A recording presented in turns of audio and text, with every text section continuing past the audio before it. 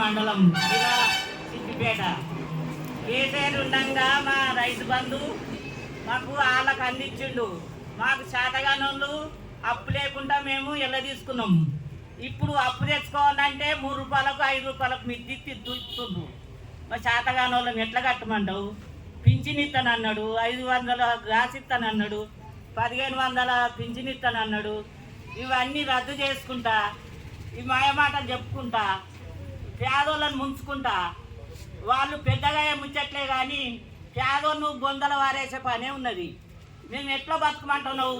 మాకు చేతగానోళ్ళము ఉన్నాము, వ్యవసాయం పెట్టుకుంటున్నాము.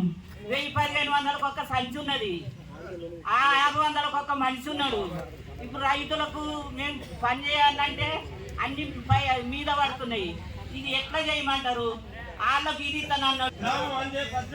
అందే గ్రామం పరిసరాలు చెప్పేది బాధ్యత చెప్పిగా ఈ తిరుగుడుకు బ్యాంకు కాడికి పోతే అగ్రికల్చర్ ఆఫీసర్ కాడికి పోమంటారు. ఆడికి పోతే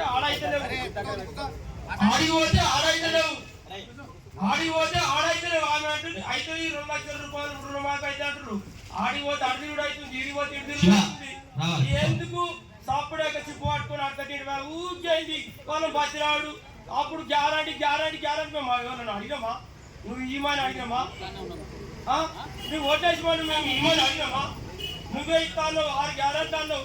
6 గ్యారంటీ లేవు, 3 గ్యారంటీ లేవు, ఏది లేదు. ఏడి తిరుగుడు కైకి చేసుకొని పోతాం మేము. మంచిగా సిరిపడ పోతే కైకిరి 700-800 కైకిరి ఇష్టం పోతున్నాం, ఇష్టం పోతున్నాం, కట్టే పోతాం. ఉయ్యకు ఊకేందులు వెళ్ళి జై తెలంగాణ, జై తెలంగాణ. రుణమాఫీ ఏజేదని చేసుకునే కైకులు కూడా దొరుకుతలేదని మన పరిసరాల్లో రైతు అందరి నుంచి మాట్లాడిండు. ధన్యవాదాలు అన్న. కూర్చోయే ఒక 2 నిమిషాలు కూర్చో.